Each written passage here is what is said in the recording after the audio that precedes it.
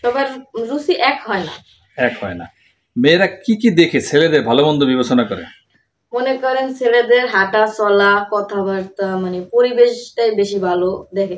মেয়েরা ছেলেদের চেহারা খোঁজে না, কিন্তু তাদের নর্ম ভদ্র ব্যবহারটাই খুঁজে আর কি।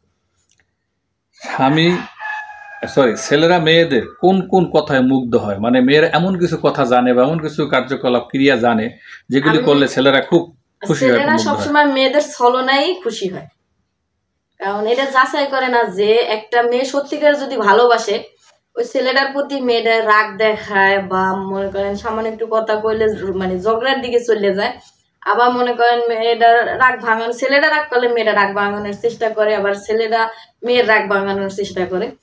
কিন্তু অনেক ভালোবাসা আছে মনে করেন যখন আমি ছেলেটার ভালোই বাসি না, কিন্তু সর্বপ্রথম যখন আমি ফোনটা ধরি বা সে আমার কাছে আসে, তার একটা কথাই বলি যে আমি তোমার অনেক ভালোবাসি, এই কথাটাই শুরু হয়। স্বামী যদি কোনো কারণে রাগ করে তখন স্ত্রীর কি করা উচিত? তখন স্ত্রীর মনে করেন ভালোবাসা দিয়েই রাগটা ভাঙানো উচিত। কারণ স্বামী এমন একটা মানুষ যে স্ত্রী যদি মুখটা কালো থাকে তাহলে তাদের কষ্ট হয়। আর যেহেতু স্বামী রাগ করছে, আমার উচিত তার সাথে ভালোভাবে দুটো কথা বলা, তারে একটু মনে করেন জিজ্ঞেস করতে হয় যে কিসের জন্য রাগ করছে, বা এটা মনে করেন স্বামী স্ত্রীর মধ্যে একটা রোমান্টিক ভালোবাসা থাকতেই পারে, রাগটা ভাঙানোর চেষ্টা করা লাগে। একটি সংসার টিকে থাকে কার মাধ্যমে? বেশি স্বামীর মাধ্যমে না স্ত্রীর মাধ্যমে?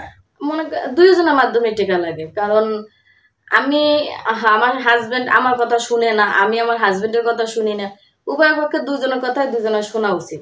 কারণ হে একটা কথা বললে আমি তার আমি করবো, মানে অন্যদিকে যাব, আমার কথা শুনে সে আরেক দিকে যাবে, তো সংসার টিকে না। উভয় পক্ষে দুজনের ঠিক থাকতে হবে।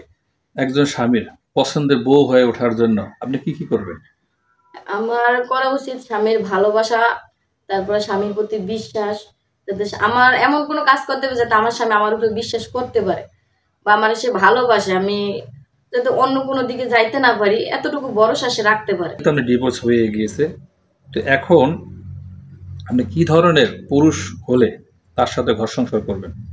আমি চাই দিনের পথে যাতে চলে, সবসময় 5 ওয়াক্ত নামাজ পড়ে আল্লাহকে ভয় পায়, যেন আমারও দিনের পথে নিতে পারে। এরকম একটি মানুষ। জি। তার বয়স কেমন হতে হবে? আমার থেকে বয়স বেশি হোক সমস্যা নেই, 40-50? এরকম হলে চলবে। 40-50 বয়সের ভাইরা তো অবিবাহিত থাকবে না, তাদের সন্তান থাকবে অথবা স্ত্রী থাকবে। হ্যাঁ, আসলে সব মনে করেন অনেকের স্ত্রী থাকে, আবার অনেকের স্ত্রী থাকে না, কারো স্ত্রী মারা যায়, মানে কারো চলে যায়, সন্তান থাকতে পারে। কারণ আমি মনে করি আমারও সন্তান নাই, তার যদি সন্তান থাকে আর মনে করেন আপনার সাথে যোগাযোগ করার মাধ্যমটা কি? বিয়ে থেকে আপনার সাথে সরাসরি যোগাযোগ করে মানুষ বিয়ে করবে না আমাদের মাধ্যমে করবে, কোনটা আসলে? আমার মনে করেন সরাসরি যোগাযোগ করার কোনো সিস্টেম নাই, কারণ আমার ফোনটা আমি একটু অসুবিধার কারণে বিক্রি করে দিছি। তো আপনাদের সাথে যোগাযোগ করলে বেশি ভালো হয়। দর্শক, স্ক্রিনে দেওয়া নাম্বারটি দেখছেন, এই নাম্বারটি চ্যানেল কর্তৃপক্ষের নাম্বার। এই নাম্বার ইমো এবং হোয়াটসঅ্যাপ আছে। যদি কোনো ভাই এই বোনটিকে পছন্দ হয়ে থাকে, ভিডিও থেকে স্ক্রিনশট দিয়ে একটা ছবি তুলবেন, তুলে আমাদেরকে পাঠিয়ে আপনার বয়স, আপনার ঠিকানা, কোথায় অবস্থান করছেন জানিয়ে ভয়েস করে রাখবেন। আমরা সময় পেলে আপনার সাথে কথা বলে নেব। অযথা ভিডিও কল দিয়ে বা অডিও কল দিয়ে আমাদেরকে পাবেন না, আমরা অনেক ব্যস্ত থাকি। কাজেই আমরা যখন সময় পাবো তখন ফিরতে যোগাযোগ করে নেব। শেষ করবো ভিডিও। প্রিয় দর্শক, আসসালামু আলাইকুম। আমরা কথা বাড়াবো না, সরাসরি চলে যাবো আপুর কাছে। আপু, আপনি কেমন আছেন? আলহামদুলিল্লাহ ভাইয়া, ভালো আছি। আপনার নামটি বলুন। লিমা। আপনার ভাই বোন কয়জন? 3 বোন 2 ভাই। ভাই বোনের মধ্যে আপনি কততম? আমি সবার ছোট। আপনার মা বাবা কি বেঁচে আছেন? না, কেউ নাই। আপনার এখন বর্তমানে বয়স কত? 21 বছরের মতো চলে। আপনার উচ্চতা কত? 5 ফুট 3 ইঞ্চি। আপনার ওজন কত কেজি? 40 কেজি। আপনার বাড়ি কোথায়? বরিশাল। আপনার এলাকা কোন জিনিসের জন্য বিখ্যাত? খাল, নদী, দান, এটিএম, এই দিয়ে মানে আমাদের বরিশাল। আপনি লেখাপড়া করেছেন? ক্লাস 8 অবধি পড়াশোনা করছি। কোরআনুল কারীম পড়তে পারেন? জি ভাইয়া, পারি। নামাজ রোজা জানেন? ইনশাআল্লাহ। আপনি কি বিবাহিত না অবিবাহিত? আমি বিবাহিত।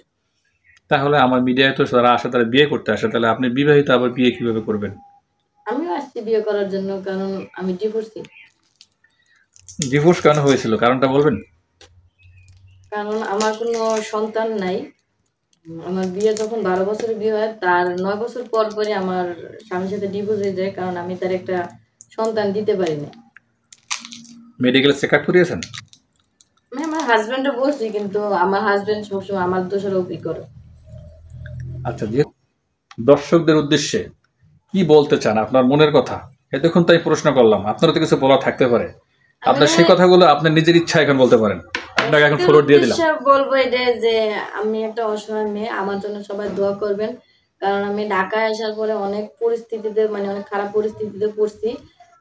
ধরতে গেলে এখনো আমি খারাপ পরিস্থিতিতে আছি। তো এই কারণে আসছি ভাইয়ের কাছে সবকিছু শেয়ার করার জন্য। আমি একটা মেয়ে, ঢাকায় আসার পরে চাকরি অনেক জায়গায় খুঁজছি, তো যে জায়গায় যাই সবাই একটু খারাপ ধরনের চায় বা খারাপ একটা কথা বলে। এই কারণে তো আমি চাইতেছি একা থাকার চেয়ে যদি একটা মনের মতো একটা মানুষ পাই, বা কেউ যদি আমাকে নিতে চায়, অবশ্যই আমি ভাইয়ের কাছে আসলাম যেন কোনো একটা উপকার আমার হয়। তো সংসার করা যায়। হ্যাঁ, এটাই একটা অনুরোধ, সবাই আমার জন্য দোয়া করবেন, আর আশা করি আপনারা সবাই ভালো থাকবেন। এছাড়া আমার আর কিছু বলার নেই।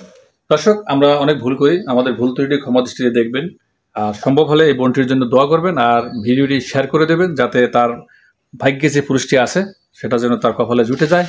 সবাই ভালো থাকবেন, সবার জন্য দোয়া এবং শুভকামনা। আজকের মতো শেষ করছি। আল্লাহ হাফেজ।